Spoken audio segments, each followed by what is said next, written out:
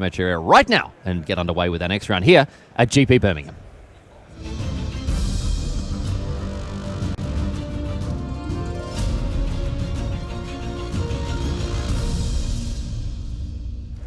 Hello, my friends, and welcome to live coverage of GP Birmingham. On your screen, Janos Skovby Anderson and Mattia Ritzy. You may have seen Mattia Ritzy before representing Italy at the World Magic Cup last year, along with his comrade-in-arms, Andrea Mengucci. And both these players, both Ritzy and Anderson here on 11 and 2, kicking things off with the two respective powerful one-drops that have shaped the Legacy format for so long. My name's Riley Knight. I'm joined by the Pro Tour Hall of Famer Raphael Levy. And Raph, a pretty typical start here in Legacy. Death Ride Shaman dueling against Delver of Secrets. Arguably the best two one-drops of the format. Almost certainly the best two creatures in the format at the one-drop slot. I guess Brainstorm, Ponder, these cards also as one-drops, very, very powerful in this format, but nothing gets it done quite as quickly as these two, and really especially Death Ride Shaman in recent weeks and months has really risen as a card that is just played in so many Legacy decks today. It's just in pretty much all the decks Delvers are in. Death Ride Shaman is also in. Yeah, that's true. As the Delver flips, of course, it always flips. Always flips. Always. Always lucky. Always lucky here. And the 3/2 fly is going to be joined here. Looks like another Delver in Ritzy's hand. Don't know if that one's going to be deployed. But even in the Delver-less decks, in the Leovold decks that play 3-4 colors, a lot of them even dipping into red there briefly, they'll play the Death Ride Shaman. Nice way to fix mana, of course. Ramp out huge threats, but in addition to that, close out the game with those activated abilities. It does everything. But not only that, but also it's good against reanimators. Yeah, just random graveyard hate as well. Yeah. It was too good for Modern. Yes, yeah, of course. They gave the axe to Bloodbraid Elf earlier. Bloodbraid Elf died for the sins of Death Ride Shaman, but eventually fixing the problem there. His old DRS got hit by the Banhammer and hasn't been back since. I think he's fine where he is at this time. Hanging out in Legacy? Not in Modern, yeah. Not in Modern. Just not in Modern. Yeah, one of those cards didn't really make much of an impact in Standard, but the existence of fetch lands in the older and more Eternal formats meant that, the Shaman was really pushed over the top here. So Ritzy now with the Ponder, after having cast this Death Ride Shaman. And Anderson is playing a list that, it's been called Grixis Kess here, so a list that is looking to go a little bit bigger in the format here. We can have a look at exactly what he's working with here. Figure out exactly what's going on, but Kess Dissident Mage is a card that some of you may be familiar with, printed originally in a Commander product, essentially a repeatable Snapcaster Mage. You see it on your screen there. So at the during each of your turns, as it says, you can essentially flash back a card from your graveyard, just like a Snapcaster Mage, but it does it every turn, and also beats for 3 in the air. A tidy little threat there, Raph. It threw 3/4 flying as well. Blocks Delver of Secrets. It does. Doesn't die to Lightning Bolt. Doesn't. It doesn't die to not always to Fatal Push, but it could die to Fatal Push. Can die to Fatal Push, especially after a fetch land. That's probably the reason why we haven't seen Kess too much so far. Because 1 mana four mana 4 drops are not exactly super popular because they die to a Fatal Push. Yeah. And they have to do something real good. And Kess often won't do something the turn she comes down because you need that open mana to flash something back. But, in longer drawn-out games where both players are playing off the top of their library, uncontested Kess can really run away with things. Baleful Strix not managing to make it to the battlefield this time around. But another Death Ride Shaman joins the party here for Anderson. But the Delvers, both of them flipping. Always lucky. But he played a Ponder last year. He was lucky to draw the Ponder. He knew it was lucky to play the Ponder. Yeah. Attacking for 6 in the air on turn 3 puts Janos in a pretty tough spot already.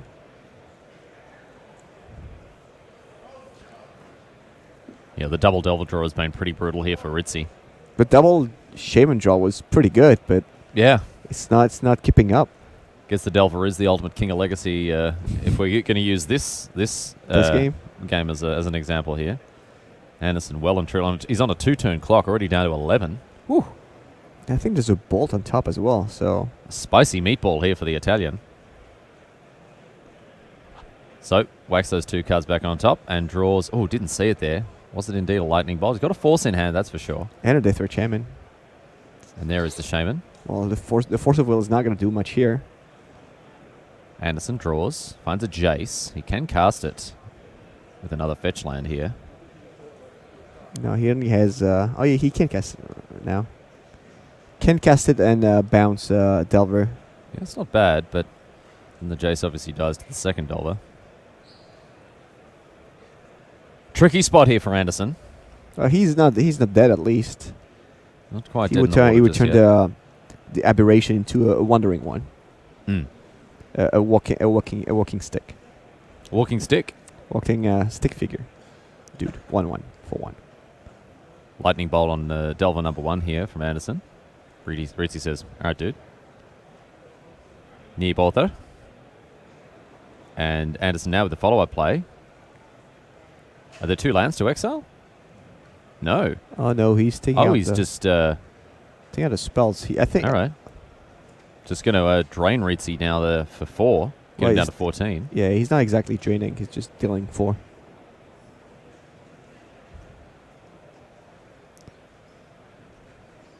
Just wants to... I guess he just wants to make sure he's not... he doesn't have to keep a black mana open to counter the Death Ray Shaman ability.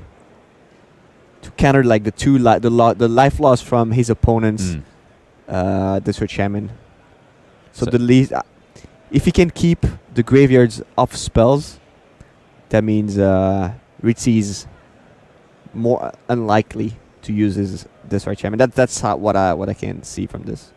Anderson now does have the Jace in hand, as we saw. And we're going to see it cast now. Here's the Mind Sculptor. It's pretty good. Well, considering that that first Delver died to the Bolt, certainly in a better position to make the most of this Mind Sculptor. Yep.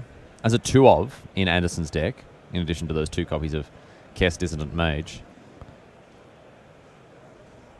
So this list, it reminds me a little bit of the various Leovold lists that we've seen in the format, Raf. Just obviously not playing green, well, playing a Trop, obviously, for the Death Ray Shaman activation, but not dipping into things like Abrupt Decay or Leovold. I don't know, man. I don't think Kest is better than Leovold. Leovold seems a little more versatile. Like, Leovold has an immediate impact the turn he comes down. If they don't answer it straight away, they're kind of locked out. Whereas, you get a turn, at least, when the Kest comes down to do something about it without it having any real impact. Usually, anyway. Like, you can cast a Force of Will off your graveyard, right? By paying its alternate cost. Maybe. You may cast an instant or sorcery card from your graveyard. So I guess you can. Okay, all right. I guess you can pay alternate cost. So you can protect it with Force of Will. Okay, that's something at least, yeah. Yeah. So now, back to Ritzy. Sitting pretty here on 14, but the tables could be turning here because he does need to get himself back in the board. Double Death Rights and a Jace here for him to face down. The Italian Stallion. Board stabilized. Had a fantastic tournament so far. Let's see what the next trick up his sleeve is here. In hand, those whiteboarded cards are throwing me off there because I see them and think immediately land, but I think he's got a... Is that a whiteboarded Lightning Bolt? Yeah, it might be a Summer Edition Lightning Bolt. Looks like one. Underground Sea now. Play. Yeah, it seems like Janus got the board stabilized here. He can keep his opponent from getting mana from his Shaman. So you think he's stabilized? I think it's stabilized. Even I would say advantage Janus here. Oh, yeah, a little wandering one. Little wandering one comes down. Oh no, it could be a 5th edition Lightning Bolt. The Bolt. Yeah. All right. Well, in any case, it's going to finish off that Jace. Ritzy is all about that Jace here. No trouble. Scalding Tarn. We're going to see an activation of the second Death Ray Shaman by the look of things. Does Ritzy respond? Because he can activate the his Death Ray in order to counter that mana ability, essentially. But no, Yeah, what is he going to do with that mana? Ritzy sees fit to allow it to happen. Well, what is he doing with And Anderson, the other one? he's going to exile. Well, he can exile the Delver, gain 2. Yeah, but then Mathieu is just going to do the same thing. Okay. And counter that activation. So Ritzy gains 2 instead. Yeah, I'm not sure about that activation, though.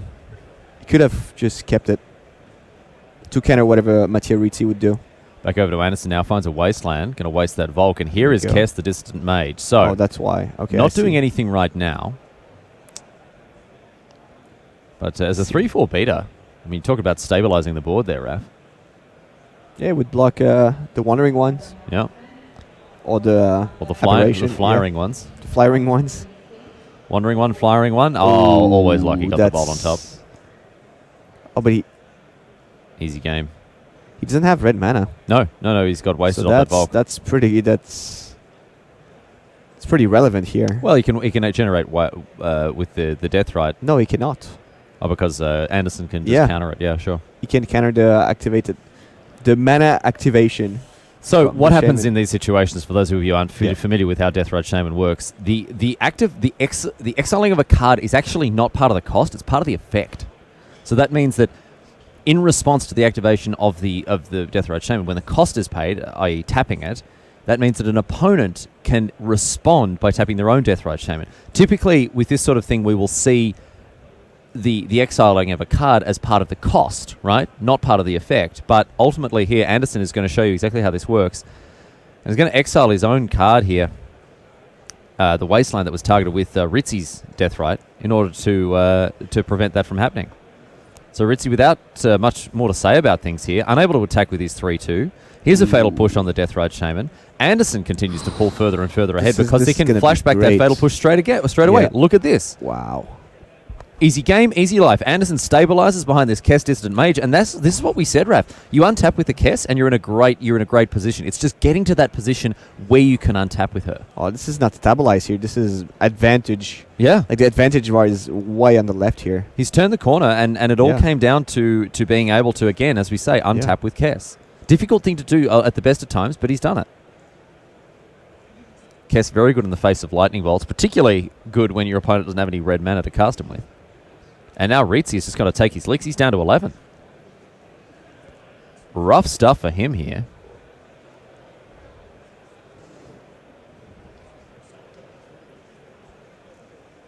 Is that the end of turn? Must be the end of turn.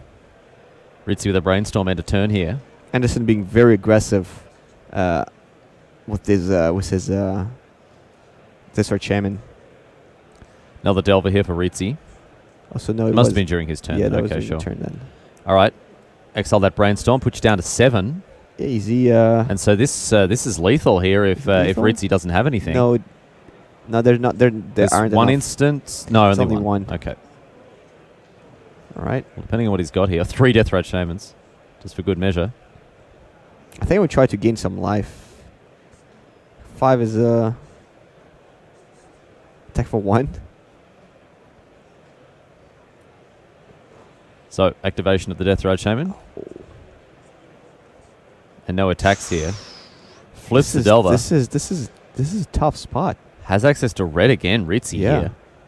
So wow, this one coming down is an absolute nail biter. So there is a land in the graveyards. So Anderson can tap for green and activate a Desert Shaman to gain 2 life. No. One of them has Summoning Sickness. Oh, right. Right, never mind. So they cannot gain 2 life. Yeah, it's going to come down to very little. So at the moment, Ritzy isn't able to double bolt, even with that polluted Delta in hand. On the battlefield, I should say. Access only to 1 red mana per turn, assuming the Delta goes and finds another Volk. Okay, he's not going to make it till next turn, though. So this means Anderson here, holding off the flip Delver with the Kess. That's smart stuff from him, keeping back the 3-4 to block the Insectile Aberration. And the perfect size there for the Distant Mage with 4 toughness to hold off both Lightning Bolts and Insectile Aberrations. Because that's one thing it has above something like a Leovold. And now Anderson. He's doing a lot of work here. Ritzy down to 4. If he finds an instant or sorcery, he doesn't. Oh, He the finds green- a drop, the though. green All mana. right, here we go. Exile that Delver. Put myself up to 7 here. Um, And now, I think I'd attack. I think it's time to get busy. Time to go and get some lunch, Raf. Yeah, it's business time, man. It's business time. Anderson's 2 minutes in heaven are beginning. It's better than 1 minute. Certainly better than 1 minute in heaven. So Ritzy down to 3 now. Doesn't have to face off this Kess. She doesn't have her business socks on. Yeah. Just the T-shirt. 98 team T-shirt. And Anderson not wasting any time in exiling that polluted Delta there.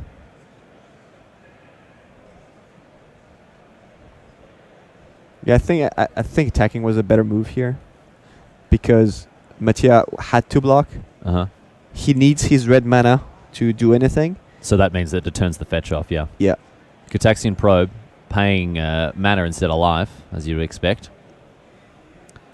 And a Ponder here. So he has to find something right here, right now, because the moment Anderson untaps, he's going to be able to activate those Death Rights and put Ritzy into negative figures. And that is going to be that. All over Red Rover here for the Italian. Unless he can find something very special off the top of his deck. The 4 bolts. Oh man. Not enough. Too bad, too sad. That's the end of turn. So it's. So I think we're going to see a concession coming here very no, shortly. that's not the end of. That was his turn. Never mind. Because we see Death Rite Shaman, Yeah. Exile, do 2 to you. And then, of course, as soon as Anderson gets to untap, he can take Ritzy from 1 to -1. And Ritzy is going to have to pack him up. So a well-played game there from Januszkov Anderson. Happy, big smile on his face, because that was a tough start. That was some rough stuff there at the beginning. I mean, Ritzy was really hitting his straps. Had double Delver, both flipped. Of course, they always flip. But Anderson ultimately being able to play Kess, untap with her, and then double Fatal Push, ultimately putting the game back in his favor. And from there, just a bit of a clean-up job for those Death Rite Shamans. Yeah, we've seen Kess doing his job. Her job. 3/4 flyer. Double Snapcaster, pretty much. Could hold the fort. Block the Delver. Even attack for 3. So what do we have there in the sideboards? Let's have a look at what's going on with the sideboards of these two players. You've got Janus Anderson's deck list in front of you, Ref, so give us the good news. March Casualties that we've seen a couple times this weekend already. All right. So it allows you to give all your opponents -1, all your opponents' creatures -1/-1. So that includes Young Pyromancers, all the tokens, the Wandering ones. The Wandering One, Modo and Delver. Yep. What else can we see there? Liliana the Last Hope to deal with Young Pyromancer. Baleful Strix. And Baleful Strix, yep. Toxic Deluge. Yeah. Probably. Seems decent. What about something like a Red Elemental Blast? A lot of targets for it? That could be. A lot of targets for it. Well, as we turn our attention now to Mattia Ritzy playing Grixis Delver. Well, his sideboard full of one-ofs, of course. A Braid, Diabolic Edict, Dismember, another removal option. Grim Lavamancer seems all right.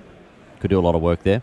Liliana, the Last Hope for him, I think, is going to be really good. Knock out those Baleful Strixes, those Snapcaster Mages, and so forth, and just provide another really nice threat here. Wouldn't be surprised to see her come in. And a couple of Pyroblasts for him as well. So, I mean, Janus Anderson's playing plenty of blue cards. It's going to feel pretty good to Pyroblast a Kess, surely. Or Jace. Or a Jace. Yeah. Woohoo! And I think he might be taking out some of the Jaces. Doesn't do too much in the face of turn 1 Delver, huh? Yeah. It's also easy to counter with Pyroblast or Red Elemental Blast. Yeah. All right, that makes sense. But I could see Anderson boarding in some Red Blast or Pyroblast to counter True Name Nemesis. Mattia Ritzy playing a pretty standard suite of creatures. 4 Deathrite, 4 Delver, 3 Young Pyro, 2 Gurmag Angler, and 2 True Name Nemesis. And he's opted to play double spell pierce, and single forked bolt as well. And apart from that, it is just all the standard blue cards all the way down. Brainstorm, Days, Force of Will, Gitaxian Probe, and Ponder. I think we've seen that exact deck list a couple times. Yeah, I think this Grixis Delver list is pretty rigid. There aren't too many slots that kind of change around. That spell, the double spell pierce, single fork bolt, those are the 3 slots that tend to move around a little bit.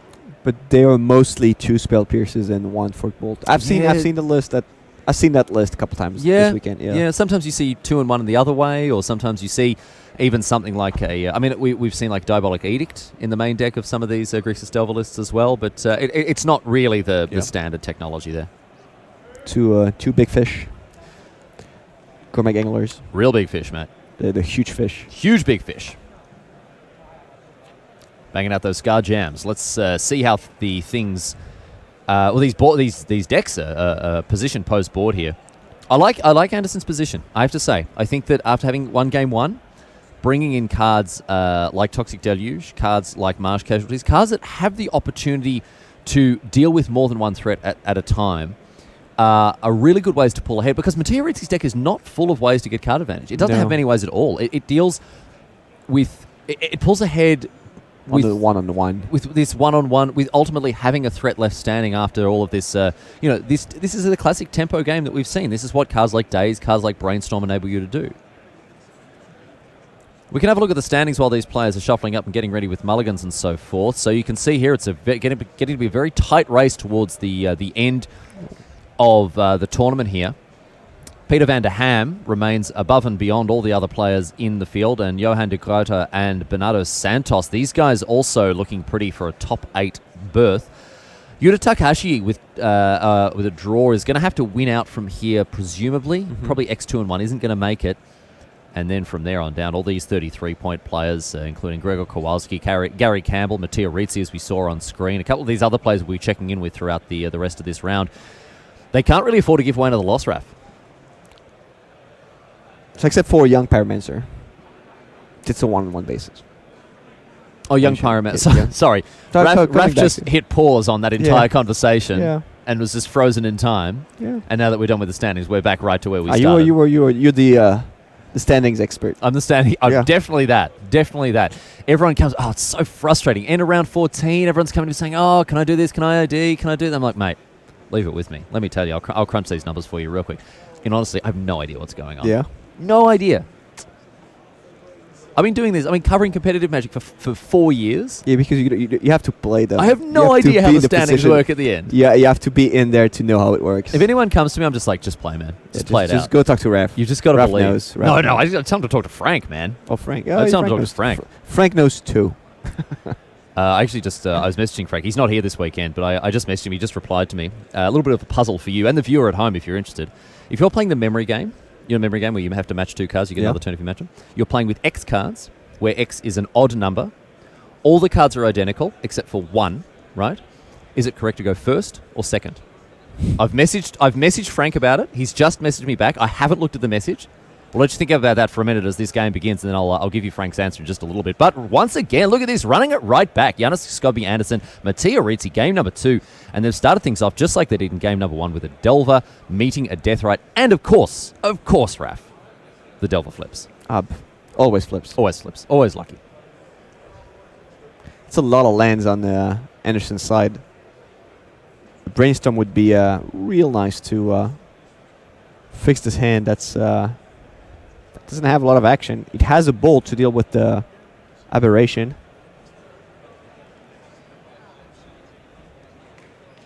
Anderson is going to have to find an answer to this Insectile aberration. Deathrite Shame is a great way to start a game of Magic, but not when your opponent follows it up with a Lightning Bolt and a Wasteland here, and Anderson reduced to 0 permanents in play, and at a very quick clock in the face of this Insectile aberration. And Ritzy going first there and really turning the screws, Raf Levy. I would not be as I would say outspoken as you on this thing, because like the Deathrite Shaman was not doing that much, considering Anderson did not have that much gas, that much to do. Bolt will. He decided not to go for the red mana to bolt the aberration, which is a little strange. Does he have anything else? Oh, all right. He has a preordained to play. That's a problem being wastelanded and bolted, but not that bad. It's just a 2 for 2. And he will have an answer to the aberration, so I would not be that concerned just yet for Anderson. Anderson is going to take another pasting here from the insect elaboration. Ritzy ponders away. Hasn't found another land yet. He's got one on the top here if he wants it, a Volk revealed to that ponder. And Anderson continuing to set up his draw, even after that unfortunate turn 2 from Ritzy for him. It's interesting the sequence on Anderson's side. He preferred to play the preordained first instead of a lightning bolt, and that might be because his only answer to aberration, insectile aberration, is a bolt, and he might want to play around the days. Ah, sure. Like, so he doesn't mind if the preordain gets counted, Yeah. but he really doesn't want to lose that bolt. I see. That's That does right. make sense. Does make sense. Death Rod added to the board here for Ritzy after that ponder. Finds a trop as well. So we're going to see Lightning Bolt cast off an Underground Sea. Whoa, whoa, whoa, whoa, my friend. Janos Skovby Anderson. I was surprised he got the Underground Sea in the first place, but yeah, if he could cast bolt, that would all make sense. Yeah, so obviously Anderson had the line sort of figured out in his head, and Yeah. obviously he's going to be able to enact it here, but yeah. I was actually surprised he used this Underground Sea to do something, because I would have played the bolt on that turn. Yeah. And if he played around the days the turn before, then it wouldn't make sense to play the other way around. Play the preordain first and then the bolt. Well, here's the preordain. Does look like he was playing around days there because we do have a preordain on the stack once again. Yeah. Is Ritzy going to respond here? I don't think he's got a days in hand. Then again, they always have it. Even when they don't have it in hand, they've always got it. They do. Even when they don't, they do. Then when you've got 2 mana untapped and they've got 1 card in hand and then they've got double days somehow, They do. they've always got it. So, Ritzy waiting for Anderson to finish off this preordain, and now it's on to him with a ponder. Top 3 cards: Lightning Bolt, Delver, and looks like a Wasteland hiding out the back of that those 3 cards there. See if he wants to snag any of them. Help him push forward in this match. After having lost game 1, Ritzy does need to rally here if he wants to stay in it. And of course, both of these plays picking up a loss will almost certainly be fatal to their hopes at top 8, Or a draw. or even a draw. Yeah, because look at the time. They've been playing for almost 28 minutes. And they have another game to play after this one if Ritzy ties the score. Ritzy opts to shuffle there. See if you can find something better off the top of the deck with that ponder there. See what he's got to work with here. That Volk is an awkward one with the Deathrite Shaman. Mm-hmm. Unable to activate any of its abilities as of yet. Or even cast it.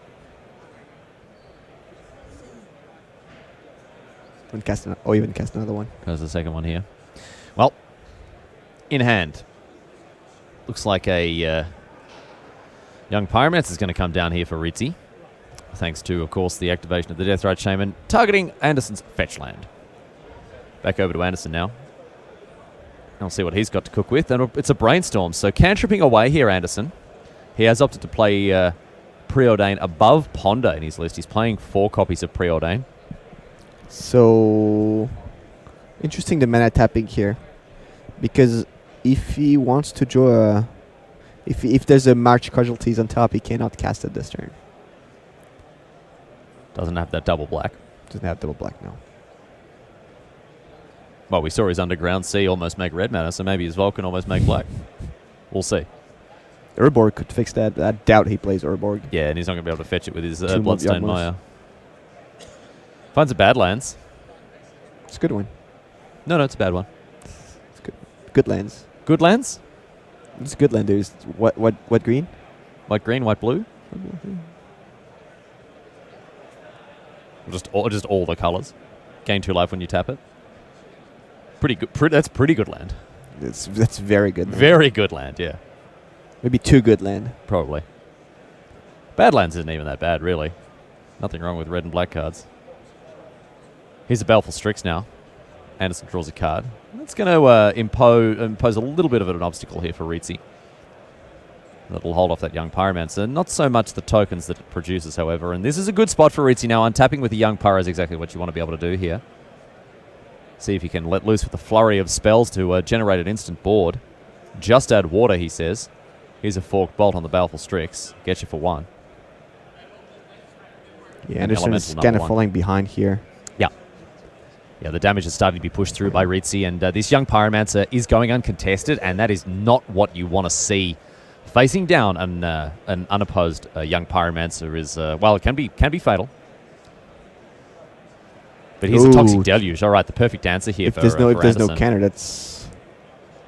that could turn the game around. Ritzy needs something like a Force Spike here. No, not a Force Spike. Force Spike? No. The Spell Pierce. Spell Pierce, yeah. Yep. Force Spike would not do it. Force Spike would not do it. But he's on 5 lives, so with the fetch down to 4, he's almost in bolt range. At bolt range, yeah. Yep, just standing out in the middle of a field, holding up a big wooden, big metal pole. Here's a Brainstorm now for Ritzy. See if he can sculpt that hand a little bit better. And look at that Toxic Deluge. Oh my goodness. Having a very bad time, those dudes. Back over to Anderson now. Can he stabilize the board in the way that he did previously? We're going to see Jason the Mind Sculptor come down, but it gets eaten up by a Pyroblast. The interaction we discussed earlier while talking about sideboarding there, Raph. And a Deathrite Shaman here for Ritzy. Nice full graveyard for it to start to eat up. Hungry Elf. Brainstorm here for Anderson. He's going to find a way to deal with the Shaman. But he needed that Jace to resolve. Be a completely different game of Magic had that Jace come down. But Ritzy cleverly sandbagging his answers to it. Huge tempo swing for him there. But that's what we talked about earlier. Yeah, the Jace against the Pyroblast. 4 mana sorcery speed blue card is just not going to cut it when you've got Pyroblast flying around. You are going to get blasted out of the sky. Blasted. Absolutely blasted, eh? Brainstorm. And oh, okay. Dead. What does this card do? It 2 damage. It just 2 damage to target creature. It deads your card. It deads them. It deads the card. Yeah. I'm gonna dead that. Whoa! Oh no! That's pretty good. So you think we have it the other way around? Yeah. Like I thought it was going to come upside down. No, good for maximum readability.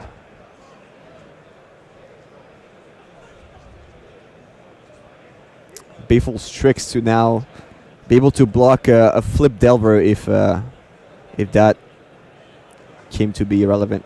Shields up here. Now waste the red mana. Yeah, this is good stuff here. And is Ritzy going to fire off this Lightning Bolt? Put Anderson to 1. That 1 Toxic Deluge, man. Yeah, that was it. That's what he needed. The key point of the game. He only has 1, but that was good enough. And that bolt, where do you point it? Where do you point it? Upstairs. To the face? Every time.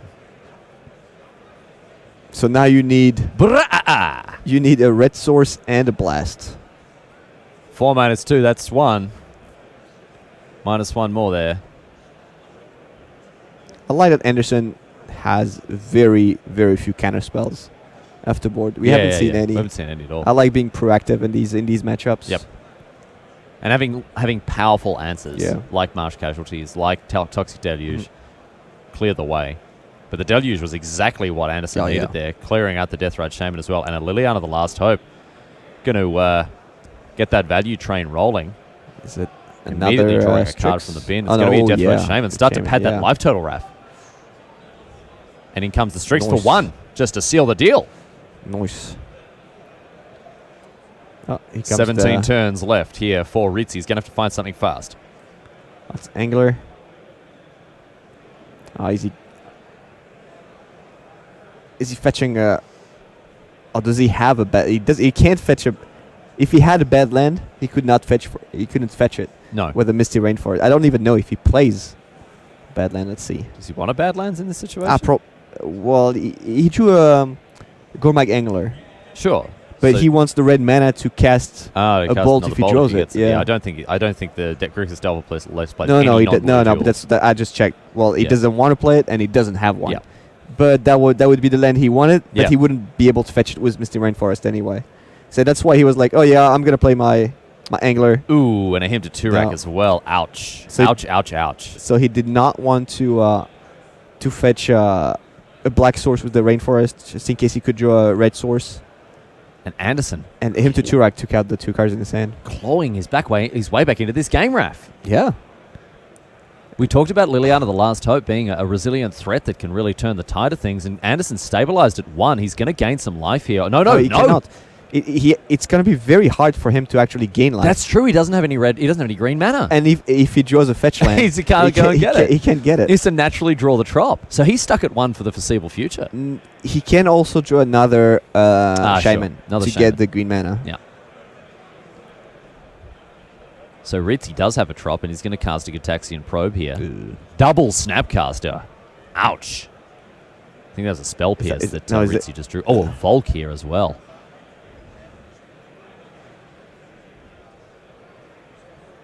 So 2 damage. Get rid of that bolt. And Anderson goes looking through his graveyard, and I think we're going to see a Snapcaster Mage here. For Brainstorm. Flashing back Brainstorm. Yeah, well, now would be the time to play the Spell Pierce, yeah. And it's going to meet a Spell Pierce. Yeah, it's going to be very difficult for Ritzy to get any further value out of that Pierce because, of course, Anderson does have half as good in lands in play. So... Oh, another just Red Shaman. Back to Anderson now. But it's not going to be used for mana. Huge clock for him here. I doubt it. Goes down again, 2 cards into the bin. Marsh Casualties and a Polluted Delta. Is there a creature for him to bring back? Surely. There's another, at least another Baleful Strix here, and we're going to see that one hit the hand once again. Draws another card. And a Deathrite Shaman played as well. So it's, I mean, Anderson is just... Ritzy's drawing very slim here. What a huge turnaround, though. Yeah, Toxic Deluge just made it. That's why he needed it. It's been incredible. Anderson, we've seen in both games, a Flooded Strand off the top here for Ritzy. Does he have another turn? For now, he does not have another turn. That's the... He has 8 damage on the board. And is that the ball game? And Ritzy here is reordering his graveyard, which is not something you're supposed to do in Legacy, but I don't know if it's going to matter this time around. But let's see. Is there anything that the Italian can do here? 3 lands in hand, 3 lands on the battlefield, 1 land in hand. He's on 8, taking 2 from the Deathrite right now. Yeah, Anderson also has 2 extra damage next turn. Down to 6. And then Anderson can just push through those final points of damage. Mr. Anderson, here we come. An attack for 4. Ritzy down to 2. And a single Deathrite activation will get him across the line here. Nothing in hand that he can do about it. And that is the end of that for Mattia Ritzy. Unfortunately, the Italian stallion going down in straight sets to Giannis Anderson. Wow, and he cannot believe it. Incredibly tight play from him, Raf. I am so impressed by the way that Anderson managed to navigate 2 very tricky games. Yep. In both situations, a huge amount of early pressure. We had Flip Delvers, we had Young Pyromancers, but Anderson never really gave up. He dug in very hard. He drew to the outs that he had. And from the point in both games at which he stabilized, he really kept himself on track to win those games of Magic in a very convincing way for me. Oh, yeah, I've seen that. Like, his plays were on point every time. The Preordain turn 1 to dodge the days that obviously Ritzy did not have at this time. But that was good.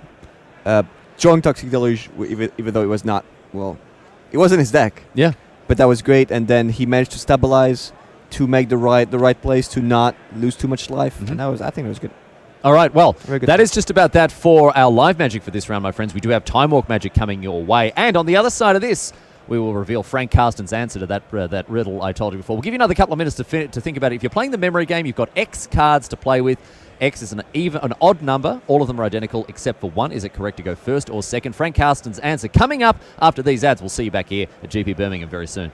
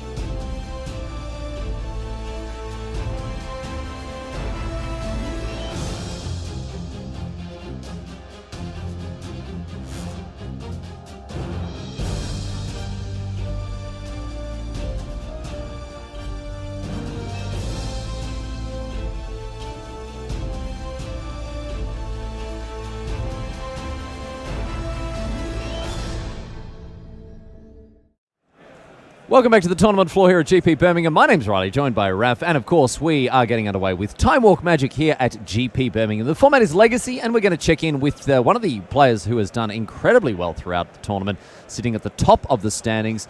Once we get this Time Walk match underway, you're going to see exactly what's going on there. Takahashi, also one of the players we're going to check in with this weekend, or sorry, this round, I should say, making it a little bit simpler for you.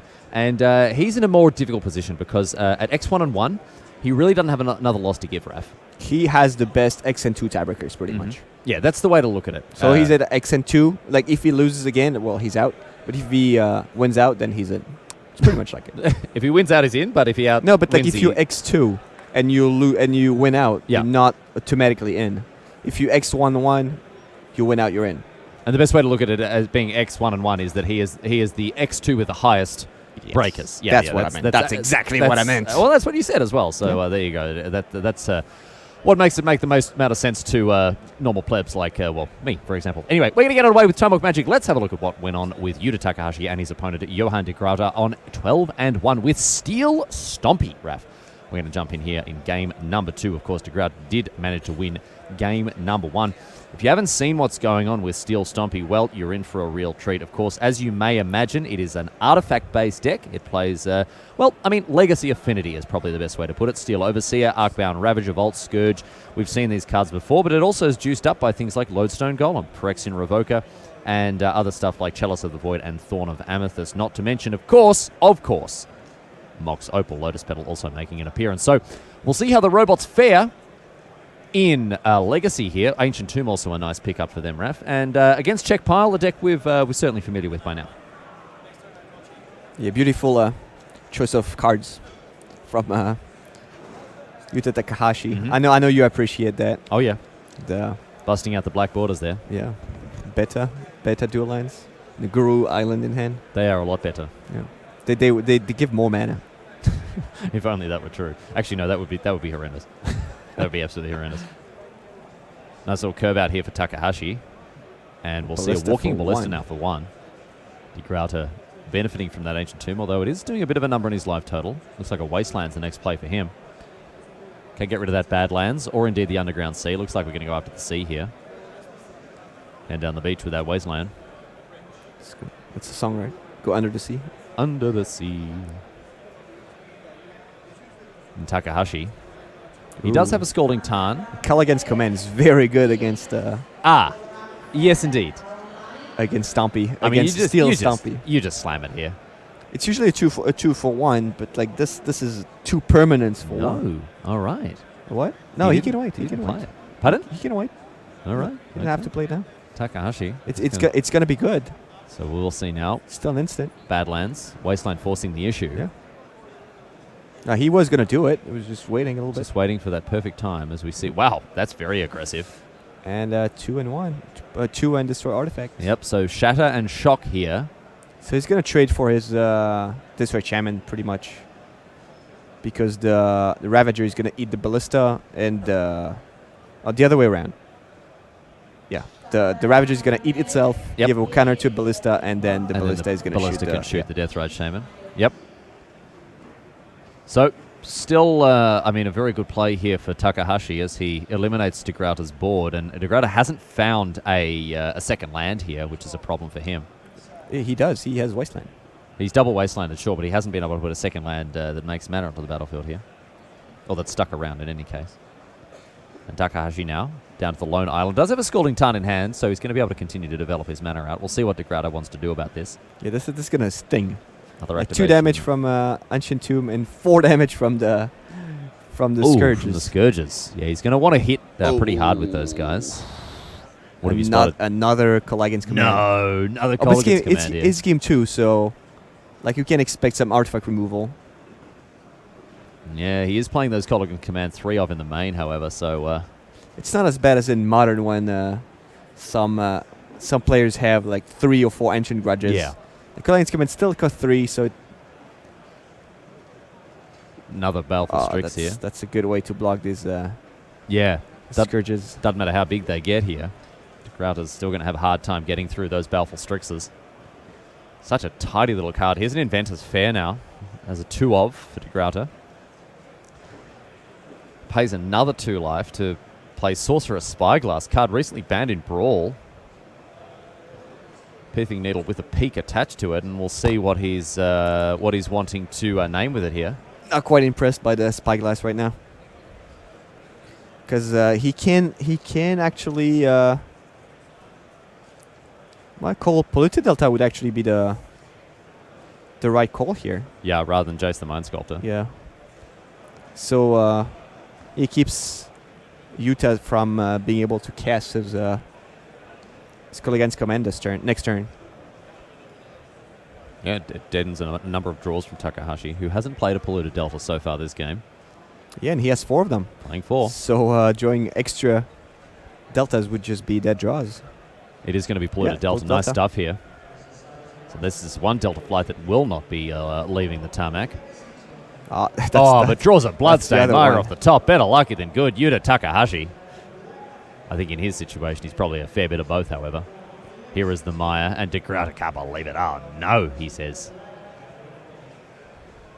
Yeah, you can send 1, I guess. Yeah, get a little attack going here. Yeah. Shadow Shock is going to be problematic here for DeGrauta. It's hard for him to beat 1 Call Against Command, let alone 2. Now look at this. Oh, getting 1 life from the fair. Oh, Getting a little roller coaster ride. a little bonus there. Yep. Chomps down some cotton candy there. Having a great time. Second Ancient Tomb. DeGrauta doesn't have too much more life to play with here, however. Oh, and Phyrexian Metamorph in hand. So if he wants to cast, it's going to cost him 4 life. It's a lot of life. That's more than 3, yeah. Yep. Feeling 5. Can buffer the life total a little bit here, although I don't think these Vault Scourges are going to connect in all likelihood. Yeah, The Call Against Command, just too juicy, Raph. Look at those juicy peaches. And Takahashi now. He goes a-hunting. Finds a Volk. It's a delight for the eyes. Oh, yeah. Yeah, it's not often we see them. And 3 mana. Once again, Colligan's Command. Part Dukes here, mate. So Shatter on the Sorcerer's Spyglass. And 2 damage. Is he putting 2 damage upstairs? upstairs? Yeah. Well, it might be a good one as well because he has his 2 Ancient Tombs. Yeah. As his only. So it's like not only, but robbing him of 2 mana. Yeah. It's like a double Stone Rain. No, he's discarding. Discarding. Okay. Discarding? Yeah, okay. Little Raven's Crime action here. Yeah. So Shatter the Sorcerer's Spyglass.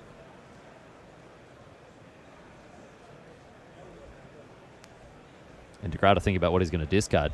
Pick up all the glass from the floor because it's all Spyglass. The Spyglass being shattered, yeah. Don't So step on it. get the dustpan and brush out. Make sure you don't step on that with bare feet. Takahashi goes searching. Not a problem for the birds or the Scourge. No, just fly over the top. Yeah. No worry at all. Find a tree to land in. It's fine. So what do you do here? You Jace a Scourge?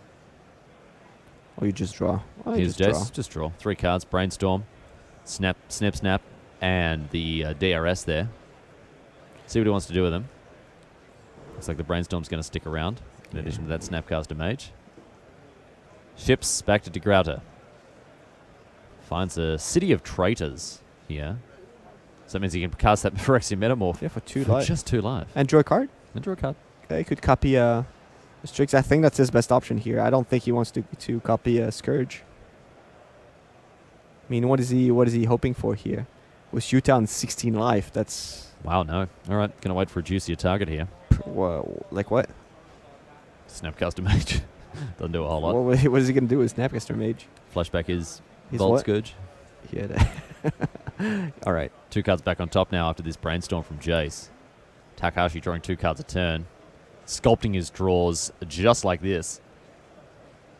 Plays a blue to Delta to shuffle away those Dudskis on the top of the library. He's just happy to play draw go. He doesn't have to do anything else. Ooh. Ooh, Walking Ballista, however. It's going to change the equation a little bit here. No, well, for 2. Yeah, knock those 2... That's actually a very good draw. knock those 2 Strixen out of the sky. Actually, he could Takes do 2 down to 6. Actually, he could do it for 3. Actually, 3 would probably be better. Because... Keep it around for further activations. No, he could kill the Jace on the same turn. Oh, yeah, right, sure. Yep. Well, if the ballista doesn't resolve, he's pretty much dead. Well, Takahashi here is going to find out, search another land out here. Okay, well, you can't search for lightning bolt. I think he saw 3 of his bolts together there. In a nice big clump in the middle of his library. So yeah. Is there Force of Will? Oh no, Brainstorm. Okay, Snapcaster Mage here. For Colligan's command again. Right. That's wow. Skis. Let's see what he wants to do. So Colligan's command, shatter discard. Phyrexian Metamorph hits the bin in addition to one of those Vault Scourges there.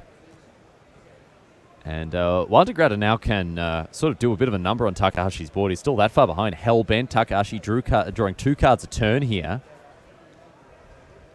And after a victory in game number 1, Degrata staring down the barrel of a gun right now because this is not looking good for him. 3 cards off the top here for Takahashi after having the old shuffle there. Another Snapcaster Mage for another Colligan. For Colligan's coming number 4. I'm surprised Degrata's still playing this game. Yeah. I'm surprised he hasn't. Oh yeah, that can't be good. Still sitting at this table after the 4th Colligan's command. Wow. All right. Well. No cards in hand either. Yeah, take 1. Snipe the Snapcaster. Oh no. No, sorry. Snipe those Death Rites. Well, Snapcaster comes in. Clock closing in now on Degrata. What has he found off the top of his library? It's going to have to be something very special. Yeah, take 4. And activates the Ancient Tomb to go out in style. Game number 2 going the way of Yuta Takahashi. Oh, is that double Colligan's come in the starting hand? Oh, yes, my goodness. It is. Oh, my goodness. Yeah, Yuta Takahashi. Loose Petal. Oh, that's... Oh, check this out. Is it vintage or what? This is huge. Darksteel Citadel into Lotus Petal and an active Mox Opal. And he's going to play Ratchet Bomb. All right. That goes a little bit against the... Scalding Tarn for Takahashi. Ships the turn. Oh, that's a card on turn 2. We're going to speed things up a little bit here. We're going to see Khan's Sign of Urza, are we? Yeah. Oh, that would... Oh, yeah, yeah. Oh, is it? Oh, no, Mishra's... sorry. We're going to see... That's not a Mishra's Workshop. That is a Vault Scourge being played. That's a Mishra's Factory. So no Khan. Is he holding the Sign of Urza? Yeah, that is. So he could have cast it. He could have cast it, but maybe he's just playing around something in I think he played like Force of Will. But I mean, you can't ever beat a Force of Will if you're just going to jam a 4-drop into play like that. That's true. Well, since his only threat is Vault Scourge, that's actually not great. Yeah, I think there's a pretty huge power level difference between Khan's Sign of Urza and Vault Scourge. Yeah, one is considerably better than the other. Yeah. All right. Well, it's not like he has like duress or cards that can check his opponent's hand. No, that's true.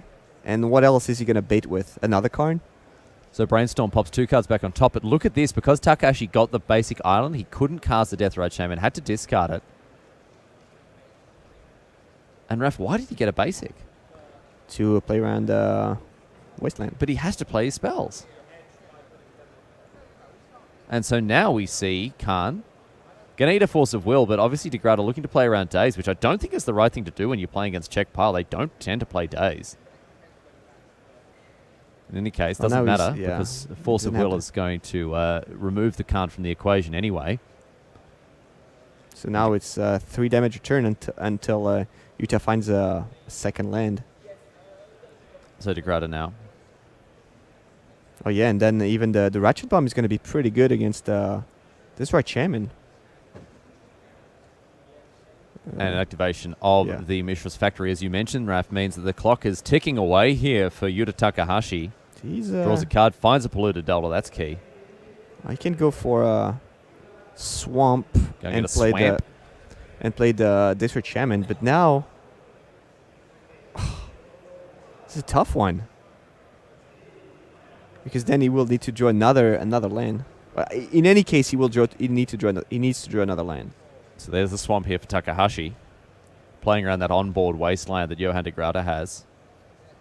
And he's going to have to dig very deep here, Takahashi, because he's falling further and further behind. Walking Ballista are joining the party of the Volt Scourge here. One upstairs to you, he says. Okay, now another lane would be pretty good for Takahashi here, because he could flash back a Fatal Push. Fire off one of those Colligan's commands as well. Fire the Colligan's command. So in hand, Mox Opal, H champion. and an H champion. What is this? H champion, is it? H champion, very difficult for modern Takahashi to deal with. No, it's not. And here it is, protection from all colors here. As Degrada sends for 3 once again. Back to Takahashi. He does find the land here. He's on 9. Doesn't have a basic mountain to fetch for 4, however. Ships. Is there a chance he manages to destroy all of Yuan's artifacts before it's too late? Sorcerer Spyglass. And he taps the Wasteland. That's... I think if he loses the game, that might be because of this. Should have just tapped the Duck Still Citadel. Or just not tap the Wasteland. Or just keep the Wasteland up. There's no reason to tap the Wasteland above the Duck Still Citadel. Yeah. Because now Yuta will have 2 red mana. Yep. If he survives this turn, he has 2 more mana. He can tap the Volk twice, and that's going to be key here, because had the Darksteel Citadel been tapped instead, that Wasteland could take out the Volk. I mean, he was always going to have at least 1 red mana. Always going to have that. There's nothing that Degrada could do about that. But yeah, he's going to read those that double Colligan's command and weep here, because that is a rough situation for him. He's going to ride the H champion to victory. That's his plan. But that would have been a lot safer. Jace the Mind Sculptor, the name for the Sorcerer Spyglass. That's what old Captain Lannery has spotted off in the distance, or her lookout at least has. So now he has to attack with both. Attack 3. Oh no, he can call against command and destroy the Ratchet Bomb. So then he will have access to... Still has 3 artifacts. 4. Yeah, but then he has the Desert Shaman. And if he has another one, that would give him a way to gain some life. He doesn't have green mana. Sure. But if he has another one... So it takes 2. That H champion still having protection and Ratchet from all Bomb, colors. So that's what he did. And then he has another...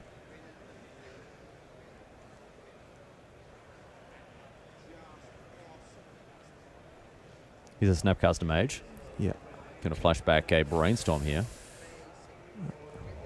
And while this H champion is chipping away, Takahashi is pulling himself back into it. And a Toxic Deluge is an answer. That's a way to deal with the... It's going to be very close, however, because he's going to have to be knocked down to 2. No.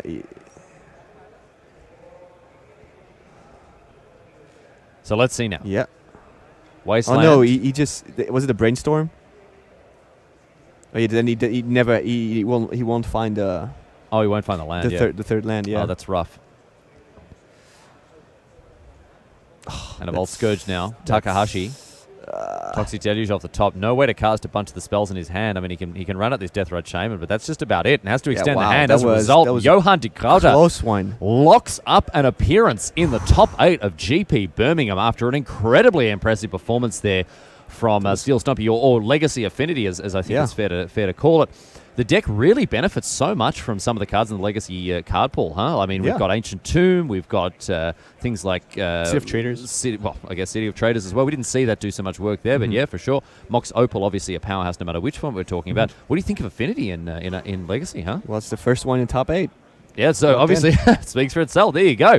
So, my friends, we're going to take a break very shortly here. We're going to...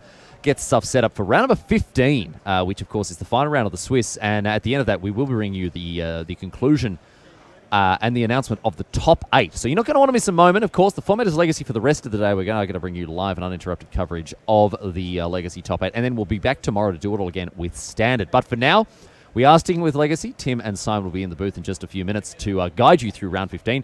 So stick with us, because you'll want to see exactly how things shake out. This is Raf. I'm Riley. We're going to take a quick break, and we'll be back after this.